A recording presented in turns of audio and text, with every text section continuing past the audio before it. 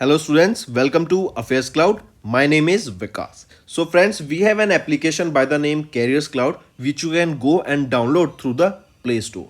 And once you have downloaded, you can log in with your Gmail ID.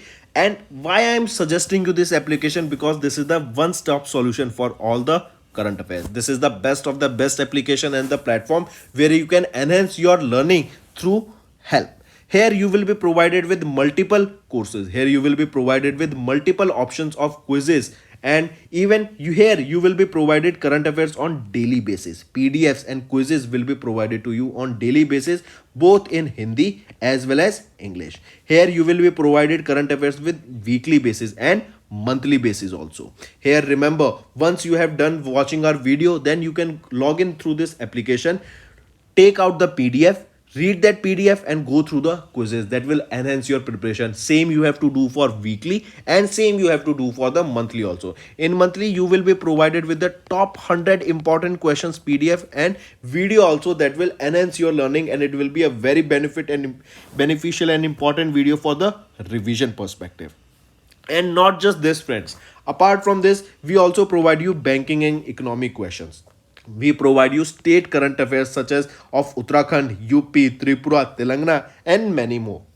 Not just this, apart from this, we also provide you topic wise current affairs, and the topics that we are providing you are really important. These topics are such as national affairs, international affairs, important days, sports, defense, science and technology, apps and web portals, obituary. These are the important topics that are being asked in various exams across India. So these are the topics that are must and should be covered and will be beneficial for the preparation of the students. Hello everyone. तो आज की video में 5 और 6 नवंबर के important current affairs discuss करेंगे। काफ़ी helpful session रहेगा, तो एंड तक बने रहिएगा। काफ़ी कुछ आपको यहाँ सीखने को मिलेगा। चलिए स्टार्ट करते हैं। सबसे पहले हम बात कर रहे हैं पीएम मोदी, जो कि इंडिया के प्राइम मिनिस्टर हैं, एंड बांग्लादेश के prime minister PM Sheikh Hasina. इनके द्वारा अभी यहाँ पर वर्चुअल मोड में 3 प्रोजेक्ट्स को इनॉग्रेट किया गया। ये प्रोजेक्ट्स रहेंगे, पहला है rail sector and power sector में ये आपके प्रोजेक्ट्स को इनॉग्रेट करा गया है। 3 प्रोजेक्ट्स हैं, जो कि पहला है रेल लिंक बिटवीन त्रिपुरा के निश्चिंतापुर एंड गंगा सागर इन बांग्लादेश, दूसरा है inauguration of Khulna Mongla port rail line, and तीसरा है यूनिट 2 ऑफ द मैत्री super thermal power plant. Correct. Next पे आते हैं। अभी हम आगे देखेंगे पीएम शेख हसीना की जो बेटी हैं, उनको भी अभी यहाँ पर कुछ पोजीशन अपॉइंट की गई है, तो उसके बारे में भी देखेंगे। नेक्स्ट आ जाता है, India along with which country has signed a letter of intent in public administration and administrative reform. तो इंडिया ने किस कंट्री के साथ मिलके अभी यहाँ पर एक लेटर ऑफ इंटेंट साइन किया है, और ये लेटर ऑफ इंटेंट रहेगा for public administration and administrative reforms के लिए। तो बताइए कौन सी कंट्री है? वो है इंडिया एंड फ्रांस के बीच में ये लेटर ऑफ इंटेंट साइन किया गया। करेक्ट। और 3 साल के लिए लेटर ऑफ इंटेंट साइन किया गया है। यहाँ पर हम देखेंगे एडमिनिस्ट्रेटिव रिफॉर्म्स पर, गुड गवर्नेंस के ऊपर वेबिनार्स कराए जाएंगे, रिसर्च पब्लिकेशंस की जाएंगी, कैपेसिटी बिल्डिंग प्रोग्राम्स पे काम किया जाएगा। करेक्ट। और यहीं पर एक जॉइंट वर्किंग ग्रुप भी इस्टेब्लिश किया गया है, ताकि आगे हम कैसे बढ़ें, क्या हमें चीज़ों का ध्यान रखना है, उस पर काम करने का वर्क करेगा जो। ठीक है, तो यहीं पर ध्यान रखेंगे। Under this LOI, under this letter of intent, एक जॉइंट वर्किंग ग्रुप सेटअप किया गया, जो कि एक रोड मैप सेटअप करेगा for this bilateral cooperation between India and France. Next आ जाते हैं energy efficiency services limited. Right. इनके द्वारा अभी 2 प्रोग्राम्स को यहाँ पे लॉन्च किया गया है। पहला प्रोग्राम आपका NCEP। NCEP क्या है? National efficient cooking programme. ये एक सब्सिडरी रहेगी प्रधानमंत्री उज्ज्वला योजना की। करेक्ट। जो कि एक क्लीन कुकिंग स्कीम थी। और यहाँ पे जो फोकस रहेगा वो क्या है कि इलेक्ट्रिसिटी बेस्ड जो कुक स्टोव्स को हैं उनको बढ़ावा देना। Correct. Non solar electricity based induction cook stoves को बढ़ावा देना, कि आप गैस की जगह इन कुक स्टोव्स को यूज़ कीजिए जो कि इलेक्ट्रिसिटी बेस्ड है। इससे क्या होगा, एक तो पॉल्यूशन कम होगा और ये कॉस्ट इफेक्टिव भी पड़ेंगे। दूसरा आ जाता है प्रोग्राम EEFP, जो कि है एनर्जी एफिशिएंट फैंस प्रोग्राम। इनका एम रहेगा कि जो हमारे अप्लायंसेस हैं घर में, जैसे बल्ब्स हो गया, आपके फैंस हो गए, इनको और अच्छी क्वालिटी के फैंस को यहाँ पे यूज़ करना, इन अप्लायंसेस को यूज़ करना जो कि एनर्जी एफिशिएंट होंगे। एंड इससे क्या होगा, एक तो एनर्जी की कंजप्शन कम होगी, दूसरा जो हमारे एनवायरनमेंट पे इम्पैक्ट पड़ेगा वो भी काफ़ी ज़्यादा कम होगा। गोल यहाँ पर क्या रहेगा, 1 करोड़ ऐसे फैंस को, सीलिंग फैंस को डिस्ट्रीब्यूट करने का। करेक्ट। तो याद रखेंगे राजकुमार सिंह के द्वारा ये अनवेल किए गए हैं 2 प्रोग्राम्स लॉन्च किए गए energy efficiency service limited EESL के द्वारा। पहला है नेशनल एफिशिएंट कुकिंग प्रोग्राम और दूसरा है energy efficient fan programme. And यहाँ पे NECP जो रहेगा इसका एम रहेगा to revolutionise cooking practices in India, और WEFP का एम रहेगा कि जो हमारी एनर्जी एफिशिएंट फैंस हैं एंड जो बल्ब्स हैं उनको यहाँ पे कैटर करना। ठीक है। नेक्स्ट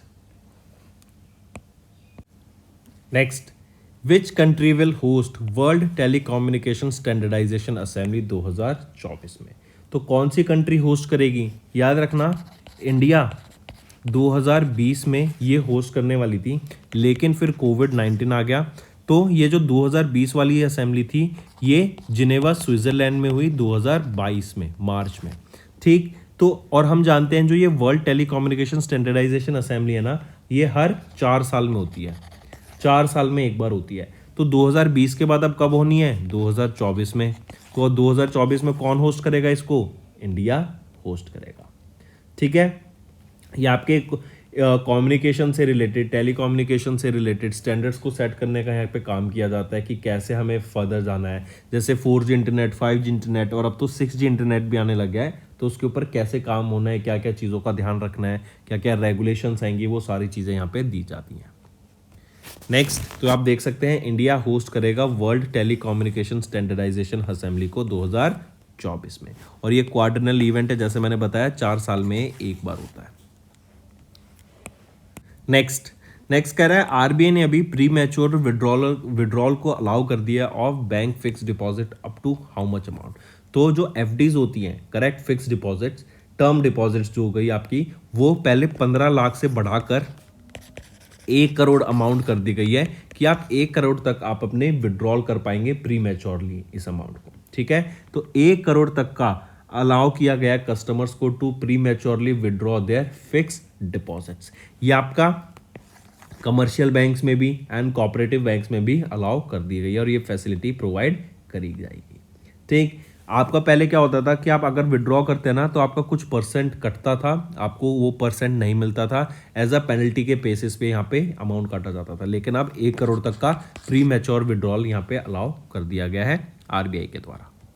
नेक्स्ट, आरबीआई ने, अब जैसे हम देख रहे हैं, आरबीआई ने इंक्रीज किया minimum amount for offering non callable term deposits from 15 lakh to 1 crore rupee with immediate effect and allowing all the customers to prematurely withdraw their money from fixed deposit up to 1 crore. Next, which organization has formed a task force to review bankers norms? तो किस organisation ने भी एक task force form करी to review बैंकरेंस norms. ये बैंकरेंस क्या होता है, जब एक बैंक और एक इंश्योरेंस कंपनी दोनों टाई अप करते हैं, साथ आते हैं, कोलैबोरेट करते हैं, और जो इंश्योरेंस कंपनी होती है ये अपने इंश्योरेंस प्रोडक्ट्स को सेल करती है टू द बैंक कस्टमर्स। ये आपका बैंकरेंस होता है। ठीक। तो क्वेश्चन पूछ रहा है कि किस ऑर्गेनाइजेशन ने अभी एक टास्क फोर्स सेटअप करी ताकि जो बैंकरेंस नॉर्म्स है उस पर रिव्यू किया जा सके। तो ये जो टास्क फोर्स सेटअप की गई है IRDAI के द्वारा सेटअप की गई है, insurance regulatory and development authority of India. And इनकी जो टास्क फोर्स है, इनकी चेयरमैन कौन रहेंगी, वो है मीना कुमारी। यहाँ पे चेयरमैन रहेंगी of this particular task force, correct, जो कि IRDAI के द्वारा सेटअप की गई टू रिव्यू बैंकरेंस नॉर्म्स। एंड यहीं पे याद रखेंगे जो मीना कुमारी हैं ये एग्जीक्यूटिव डायरेक्टर है IRDAI की। ठीक है। फिर ये जो टास्क फोर्स है 31 दिसंबर तक इनको अपनी 2023 तक अपने रिकमेंडेशंस को सबमिट करना है, एंड कैसे बैंकरेंस जो ये नॉर्म्स हैं इसमें चेंजेस लाए जा सकते हैं, किस चीज़ को बेटर किया जा सकता है, क्या क्या आगे पॉलिसीज हैं जिनको एग्जिस्टिंग में जिनको चेंज करके इनको और बेटर करा जा सकता है, उसके ऊपर बात की जाएगी। ठीक है। IRDAI की बात करें तो चेयरपर्सन कौन रहेंगे, देवाशीष पांडा, हेडक्वार्टर हैदराबाद तेलंगाना में, एंड 1999 में इसको एस्टैब्लिश किया गया था। नेक्स्ट पर यहाँ पे आप देख सकते हैं IRDAI इन्होंने एक टास्क फोर्स सेटअप की टू रिव्यू बैंकरेंस नॉर्म्स, और इसके लिए एक टास्क फोर्स सेटअप की गई जो कि हेड की जाएगी, चेयरमैन जो कौन रहेंगे इस टास्क फोर्स की, मीना कुमारी। चलिए नेक्स्ट पे आते हैं। नेक्स्ट है अभी आरबीआई ने इशू किए हैं regulations from payment aggregators for cross border payments के लिए। ठीक है, तो जो भी आपके पेमेंट एग्रीगेटर्स हैं क्रॉस बॉर्डर्स फॉर पीएसीबी, करेक्ट, इनको यहाँ पे ऑथराइज किया गया है कि इनको ऑथराइज उनको अप्लाई करना पड़ेगा for authorisation from RBI by 30th of April 2024। Correct, किस लिए अप्लाई करना पड़ेगा कि जो भी आपकी ये पेमेंट इंपोर्ट एंड एक्सपोर्ट होती हैं सर्विसेज के कि एंड उनके लिए ये जो पेमेंट प्रोवाइड कराते हैं, तो उनको यहाँ पे मैंडेट कर दिया गया है अब कि वो आइए और बैंक के जो इंस्ट्रक्शंस हैं, जो बैंक की गाइडलाइंस हैं, उनके साथ कंप्लाई कीजिए। एंड इनको जो भी नॉन बैंक पेमेंट एग्रीगेटर्स हैं for cross border payment services, उनको ऑथराइजेशन कराना पड़ेगा फ्रॉम आरबीआई। कब तक? 30 अप्रैल 2024 तक। एक चीज़ तो ये।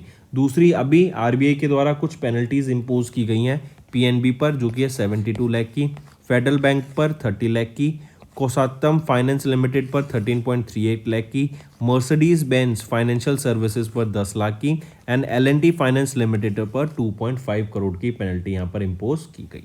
आरबीआई की बात करें तो शक्तिकांत दास यहाँ पर गवर्नर रहेंगे। 4 डेप्टी गवर्नर्स हैं। कब इस्टेब्लिश किया गया? 1 अप्रैल 1935 में इसको इस्टेब्लिश किया गया एंड हेडक्वार्टर रहेगा मुंबई, महाराष्ट्र। नेक्स्ट आ जाते हैं AFLI। इन्होंने लॉन्च किया एक super cash plan for regular income and security. Right, I repeat, यहाँ पर जो ये AFLI के द्वारा लॉन्च किया गया ना प्लान, ये क्या है? बेसिकली आपको एक रेगुलर इनकम देने के लिए ये आपका एक सेविंग प्लान है और यहाँ पर आपकी लाइफ इंश्योरेंस भी कवर की जाती है। इस प्लान का नाम रहेगा Ageas federal life insurance super cash plan.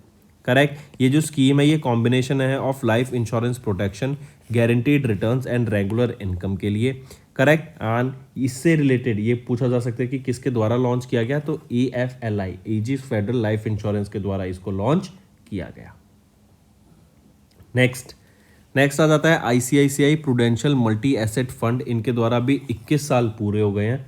2002 31 अक्टूबर 2002 में इसको लॉन्च किया गया था एंड यहाँ पर इन्होंने जो CAGR दिया गया है वो कितना दिया गया है? 21% का इन्होंने CAGR दिया है, जो कि है कंपाउंड एनुअल ग्रोथ रेट कितनी है? 21% की यहाँ पर इन्होंने ग्रोथ दी है। करेक्ट, तो ICICI prudential multi asset fund को कितने साल पूरे हो गए? 21 साल यहाँ पर पूरे हो गए हैं। इनके जो AUM है, जो कि एसेट अंडर मैनेजमेंट है, वो है 24,000 ऑलमोस्ट 61 करोड़ रुपीज, जो कि है 57% of the total AUM in the multi asset allocation category. Next, which organisation has recently won business line change maker of the year award? तो किस ऑर्गेनाइजेशन ने अभी रिसेंटली जीता है business line change maker of the year award को?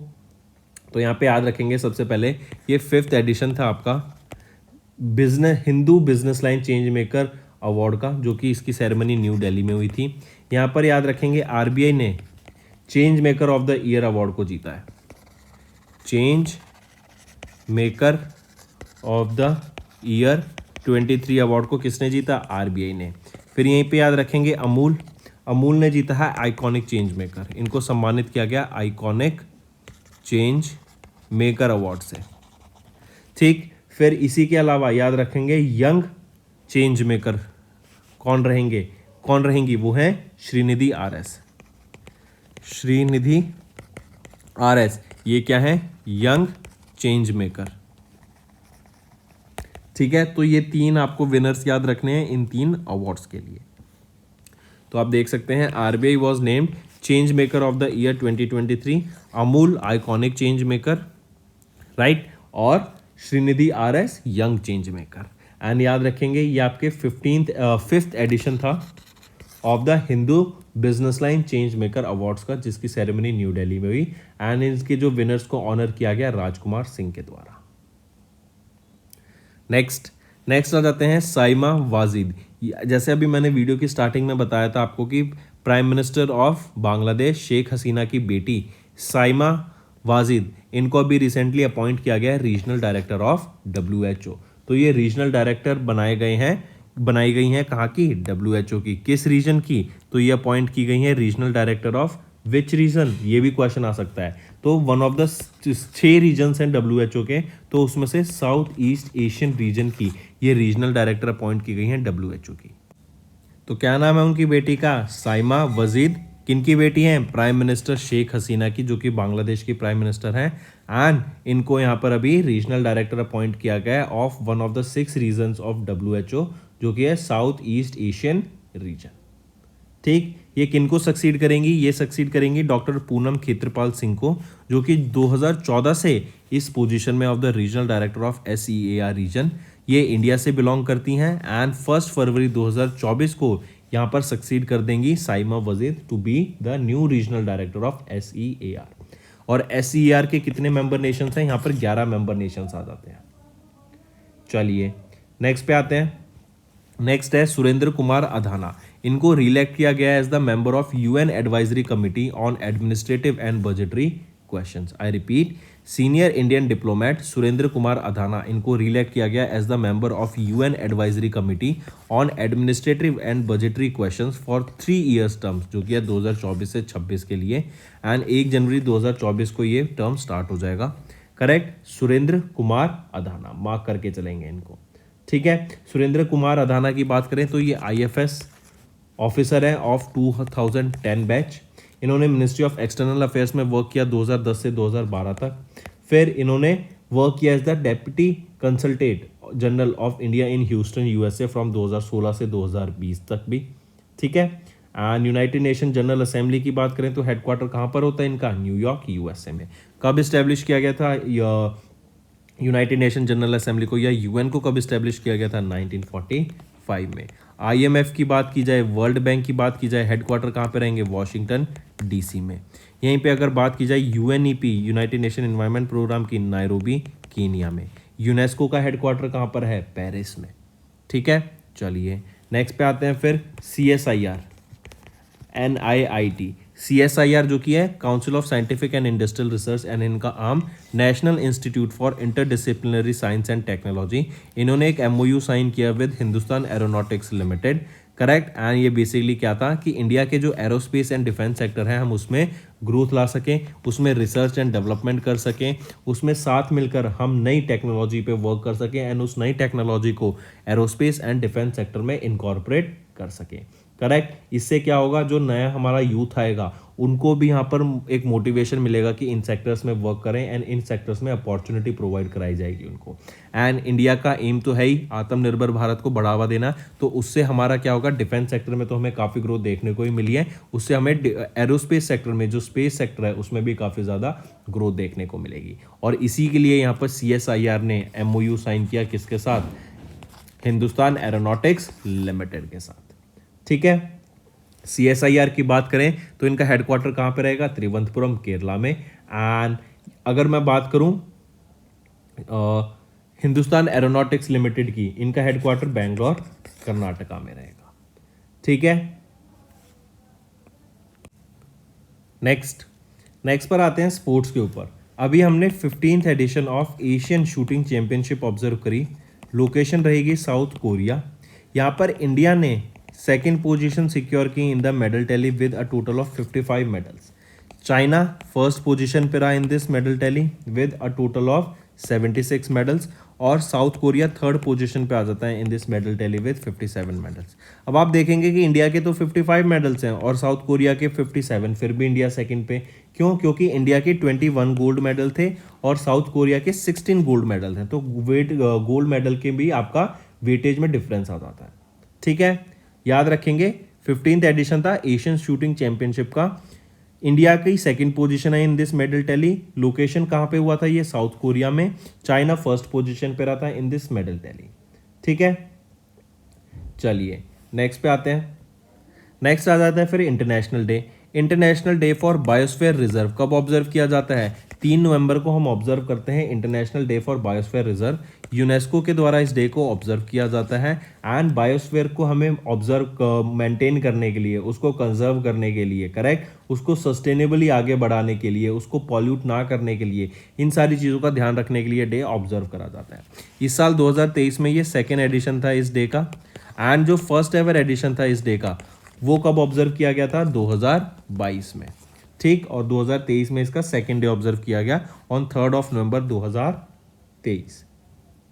चलिए, इसी के अलावा याद रखेंगे अभी झारखंड कैबिनेट के द्वारा 1485 करोड़ रुपीस अलोकेट किए गए हैं ताकि उनकी स्टेट की स्कीम जो कि है मुख्यमंत्री उज्ज्वला झारखंड योजना, उसमें इलेक्ट्रिफिकेशन के लिए, उस स्कीम में इलेक्ट्रिफिकेशन के लिए यहाँ पर 1485 करोड़ रुपीस अलोकेट किए गए झारखंड गवर्नमेंट के द्वारा। तो ये डायरेक्ट न्यूज़ याद रखेंगे, ये अमाउंट आपको पता होनी चाहिए।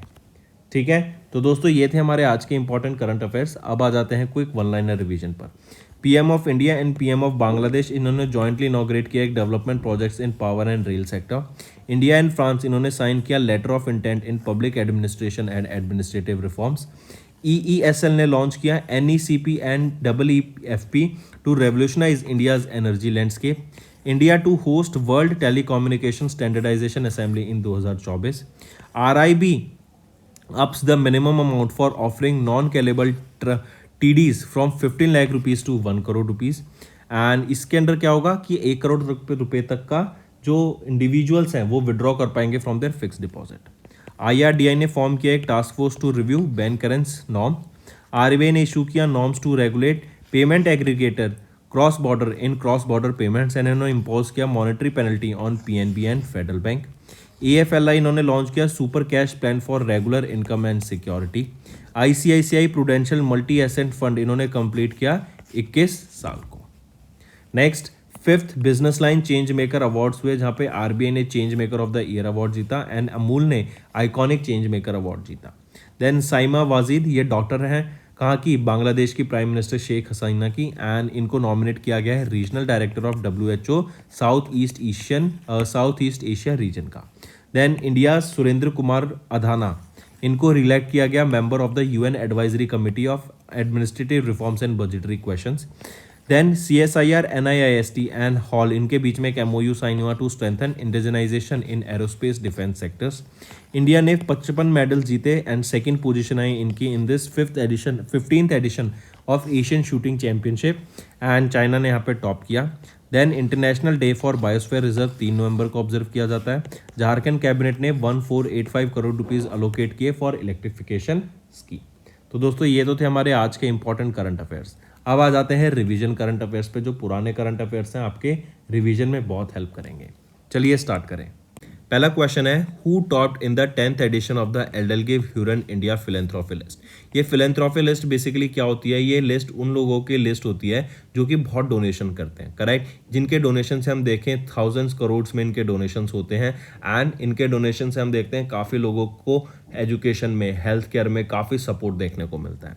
तो अभी ये 10th एडिशन था, correct. Hurun research institute and EdelGive इन दोनों के द्वारा मिलकर 10th एनुअल ये एडिशन रिलीज किया गया था EdelGive Hurun India philanthropy list का, जिसमें से शिव नादर ने यहाँ पर टॉप किया है। 78 ईयर्स के हैं ये, HCL टेक्नोलॉजी से बिलोंग करते हैं एंड ये इंडिया के मोस्ट जनरस मैन आए for the 3rd consecutive year. इन्होंने 2042 करोड़ रुपए की यहाँ पे डोनेशन करी। सेकेंड पोजीशन पे आ जाते हैं फिर अजीम Prem ji, correct, and 3rd position पे आ जाते हैं मुकेश अंबानी, यहाँ पे याद रखेंगे। नेक्स्ट, कौन सी country became the first country in the world to fully sterilise their entire street dog population. Street dogs को स्टरलाइज करने के लिए कौन सी कंट्री वो पहली बन गई इन द वर्ल्ड, वो है भूटान। ठीक है, first country in the world to completely sterilise and vaccinate their entire street dog population in Bhutan, correct. And ये स्टरलाइजेशन क्या होती है, इससे क्या होगा, प्रोसीजर होता है, इससे रिप्रोडक्टिव ऑर्गन यहाँ पे निकाल दिया जाता है ताकि वो आगे रिप्रोड्यूस ना कर पाए। तो सभी स्ट्रीट डॉग्स को भूटान में यहाँ पे स्टरलाइज कर दिया गया है और इसीलिए ये फर्स्ट कंट्री बन गई है इन द वर्ल्ड जिन्होंने एंटायर स्ट्रीट डॉग पॉपुलेशन को स्टरलाइज कर दिया। अभी जीता AFC president's recognition bronze award for grass root level. तो ब्रॉन्ज अवार्ड जीता है AIFF ने, जो कि है ऑल इंडिया फुटबॉल फेडरेशन ने। लेकिन अगर हम बात करें गोल्ड की, सिल्वर की और फिर आ जाता है ब्रॉन्ज, तीनों देखते हैं। गोल्ड किसने जीता इस AFC प्रेसिडेंट्स रिकॉग्निशन अवार्ड, तो गोल्ड अवार्ड जीता है फुटबॉल ऑस्ट्रेलिया ने, football association of Australia. Silver award किसने जीता, गुआम फुटबॉल एसोसिएशन ने, और ब्रॉन्ज किसने जीता है, AIFF ने। ठीक है, ये AFC के जो एनुअल अवार्ड्स होते हैं याद रखेंगे, ये 27वां एडिशन था AFC एनुअल अवार्ड का, 18 कैटेगरीज में प्रेजेंट किया गया था, करेक्ट। एंड यहीं पे याद रखेंगे जो AFC men's player of the year 2022 है वो किसको दिया गया है, सलीम अल दवसारी को। करेक्ट, ये सऊदी अरेबिया के प्लेयर हैं और इनको यहाँ पे AFC player of the year main category में, और वीमेन कैटेगरी में कौन है, समांता कैर। ठीक है, ये ऑस्ट्रेलिया की बिलोंग करती हैं, और मेन कैटेगरी में कहां से बिलोंग करते हैं, सऊदी अरेबिया से। नेक्स्ट है who was awarded with Roshni Nayar prize 2023। तो रोशनी नैयर प्राइज से किनको सम्मानित किया गया और क्यों सम्मानित किया गया? देखो, सोशल वर्कर दीनानाथ राजपूत को यहाँ पे सम्मानित किया गया विद रोशनी नैयर प्राइज, और किस लिए, for empowering tribal women. For empowering tribal women social worker Dinanath Rajput को यहाँ पे सम्मानित किया गया रोशनी नैयर प्राइज से। करेक्ट, इनको इस प्राइज से सम्मानित किया गया ड्यूरिंग अ फंक्शन जो कि इंडिया इंटरनेशनल सेंटर पे हुआ एट न्यू दिल्ली। करेक्ट, ये नैयर फाउंडेशन के द्वारा इंस्टीट्यूट किया गया था in the memory of bureaucrat doctor Roshni Nayyar जो कि एक IAS थी। इस अवार्ड के दौरान एक साइटेशन एंड एक ट्रॉफी और एक कैश प्राइज 10 लाख रुपए का दिया जाता है। करेक्ट, 2022 में इसका पहला एडिशन हुआ था, और ये सेकेंड एडिशन था रोशनी नैयर अवार्ड का, जो कि सोशल वर्कर दीनानाथ राजपूत को दिया गया for the empowering tribal women. ठीक है, इन्होंने 6000 से भी ज़्यादा ट्राइबल वीमेन का इन छत्तीसगढ़ यहाँ पे मैंने बेनिफिट प्रोवाइड कराया उनको, उनकी अपलिफ्टमेंट करी। करेक्ट, क्योंकि वहाँ पर हम देखते हैं काफ़ी ज़्यादा नक्सल एक्टिविटीज़ होती हैं, तो वहाँ से उनको बचाकर उनको जॉब्स प्रोवाइड कराना, बेटर एक लिविंग प्रोवाइड कराने के लिए यहाँ पर इनको सम्मानित किया गया रोशनी नैयर प्राइज से। नेक्स्ट पर आ जाते हैं, according to the report of road accidents in India 2022, which state has the maximum number of road accidents.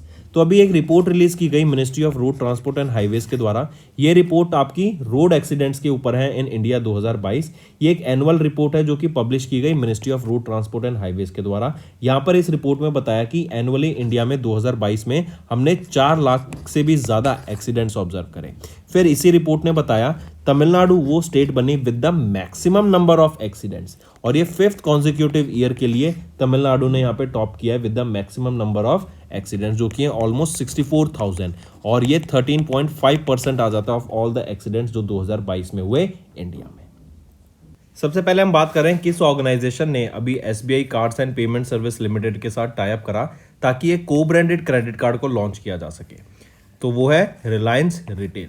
इन्होंने SBI कार्ड्स के साथ टाई अप किया है ताकि एक को ब्रांडेड क्रेडिट कार्ड को यहाँ पर लॉन्च किया जा सके। तो इंपॉर्टेंट बनता है ऑप्शन ए यहाँ पर आपका ठीक रहेगा। फिर यहीं पे देखेंगे ये जो कार्ड है ये 2 वेरिएंट में आता है, एक तो है रिलायंस SBI कार्ड और दूसरा है Reliance SBI card prime. And इसको रिसाइकल्ड प्लास्टिक से यहाँ पर आपका बनाया जाएगा और इसको पावर किया जाएगा रुपे कॉन्टैक्टलेस टेक्नोलॉजी से। Next, which organization became the first life insurance company in India to receive the GIFT IFSC registration? तो GIFT Cities IFSC रजिस्ट्रेशन को पाने वाला वो पहला इंश्योरेंस कंपनी कौन सी बन गई है? वो है इंडिया फर्स्ट लाइफ इंश्योरेंस। ये जो इंडिया फर्स्ट लाइफ इंश्योरेंस है इसको इंडिया फर्स्ट लाइफ के नाम से भी जानते हैं, और ये 3 बैंकों से बना है, 3-वे वेंचर है। एक बैंक ऑफ बड़ौदा जो होल्ड करता है 65% स्टेक, फिर आ जाता है आपका Carmel point investment India private limited जो 26% होल्ड करता है, और फिर आ जाता है यूनियन बैंक ऑफ इंडिया जो कि होल्ड करता है 9% इन दिस पर्टिकुलर स्टेक। ठीक है, अगर फिर बात करें India first life insurance company की ही, यहाँ पे managing director and chief executive officer कौन रहेंगे? RM विशाखा। नवंबर 2009 में इसको इनकॉर्पोरेट किया गया था और मुंबई महाराष्ट्र में इसका हेडक्वार्टर रहेगा। नेक्स्ट आ जाते हैं IMF international monetary fund, headquarter Washington DC। इनके द्वारा प्रोजेक्ट किया गया global growth rate to what percent in 2024। तो 2024 में जो ग्लोबल ग्रोथ रेट एक्सपेक्ट की गई है वो है 2.9% की। वहीं पे 2023 की जो ग्लोबल ग्रोथ रेट एक्सपेक्ट की जा रही है वो है 3% की। यहीं पे अगर मैं इन्फ्लेशन की बात करूं तो इन्फ्लेशन 2023 में कितनी एक्सपेक्टेड है? 6.9% की, और 2024 में इन्फ्लेशन है 5.8% की। राइट, इवन बोला जाने आने वाले टाइम में हम देखेंगे there is a high chance कि रिसेशन भी आ सकता है because of the economic condition. तो राइट ऑप्शन बनता है यहाँ पर option 1।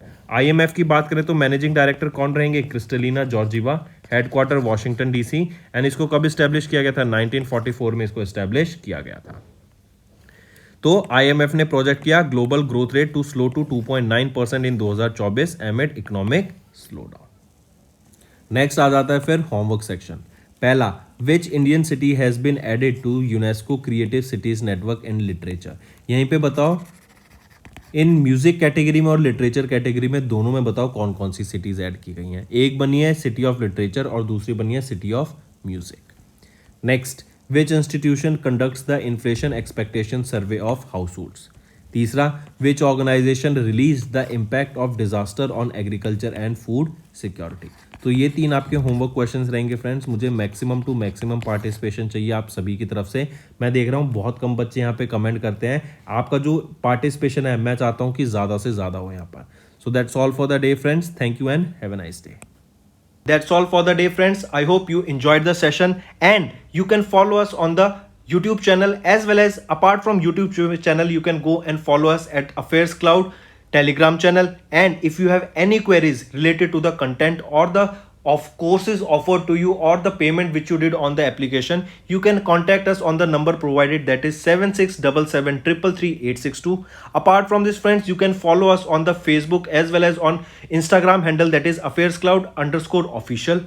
In the end, friends, if you use a code that is Vikas10, you will be getting an additional extra 10% discount by using this code Vikas10. Also, if you have any problem regarding the course purchase, any problem regarding to our application, you can contact us on the mobile number, that is 9677333862. And if you want to mail us, you can also mail us on support@affairscloud.com, and I assure you that our representative from us will be contacting you soon and resolving your issue.